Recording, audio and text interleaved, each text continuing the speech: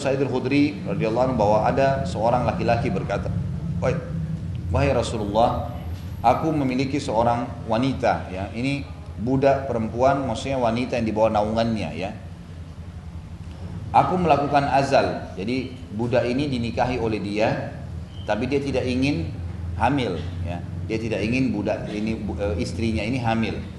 Aku melakukan dia, maksudnya sini budak wanita, budak yang memang dinikahi sama dia, ya.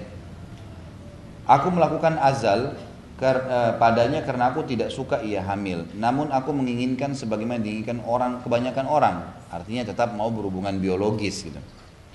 Tapi orang Yahudi mengatakan bahwa perbuatan azal adalah pembunuhan kecil. Tadi ya, mengeluarkan sperma dari rahim. Beliau bersabda orang Yahudi bohong. Seandainya Allah ingin menciptakan anak dari persetubuhan tersebut, engkau tidak akan mampu mengeluarkan air mani dari luar rahim. Artinya pasti akan jadi anak itu kalau Allah mau. Riwayat Ahmad, Abu Daud, Nasai dan Tahawi. Lafadznya menurut Abu Daud, para perawinya dapat dipercaya. Nomor 1, lihat footnote-nya. Ibnu Qayyim setelah mengutip hadis ini dengan sanad Abu Daud, cukup bagimu kesahihan sanad ini. Semua rawinya thiqat dan hafil. Tidak diragukan lagi bahwa hadis-hadis Jabir tegas dan sahih menjelaskan kebolehan azal. Asy-Syafi'i berkata, kami meriwayatkan dari sejumlah sahabat Rasulullah SAW bahwa mereka membolehkannya dan mereka memandangnya tidak jelek. Kebolehannya diriwayatkan dari 10 orang sahabat.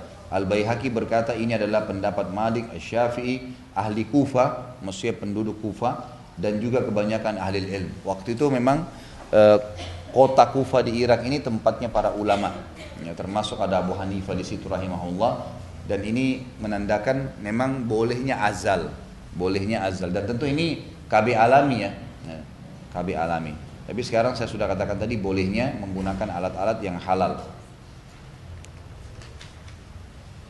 Berhubungan dengan masalah alat juga, ini yang dibolehkan menggunakan alat-alat tadi KB, ya. Tapi tidak dibolehkan menggunakan alat-alat seks untuk saling memuaskan, itu tidak boleh. Tapi boleh dia menggunakan alami diri dia. Karena saya sudah jelaskan kemarin, onani haram bagi laki-laki kalau dilakukan sendiri, tapi kalau istri yang lakukan halal. Begitu pula perempuan. Maka kalau suaminya melakukan, misal suaminya lagi udzur, tidak bisa, apalah ya, sakit, kemudian dia puaskan istrinya dengan cara lain, itu dibolehkan. Tapi tidak boleh menggunakan alat bantu ini, gitu kan? Ulama mengatakan tidak dibolehkan. Karena ini mendatangkan alat dari luar ini, itu akan membuat si wanita akan membayangkan atau bahkan mungkin dia bisa melakukannya pada saat suaminya tidak ada, dan ini perbuatan yang haram, tidak boleh, ya, tidak dibolehkan.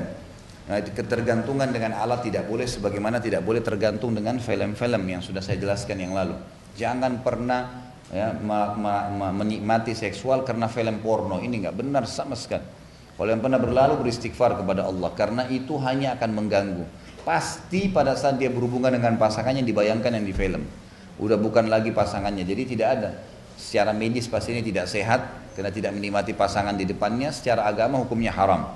Kita menyaksikan perzinahan, kita menyaksikan auratnya orang, dan terlalu banyak udzur-udzur syar'i yang sudah pernah saya jelaskan. Baik, hadis yang 1055 dan tinggal 2 buah hadis dalam bab kita ini. Wa an Jabir qala kunna na'zilu ala ahdi Rasulillah sallallahu alaihi wasallam wal Qur'anu yanzilu walau kana syai'an yunha anhu lanahana anhu al-Qur'an, muttafaqun alaih.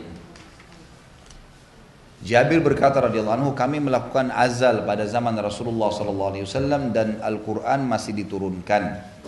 Jika ia merupakan sesuatu yang dilarang, niscaya Al-Quran melarangnya pada kami. Muttafaqun alaih. Menurut riwayat Muslim, hal ini sampai kepada Nabi SAW dan beliau tidak melarang kami. Beliau tidak melarang kami. Jadi hadis ini juga menguatkan hadis-hadis sebelumnya tentang masalah, ya, tidak bolehnya, bolehnya berazal, bolehnya menunda kelahiran anak. Ya.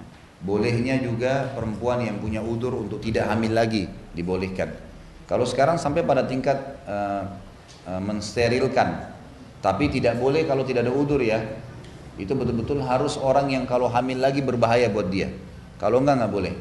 Nggak boleh ini. Ini hal-hal mendasar yang harus diketahui, ya.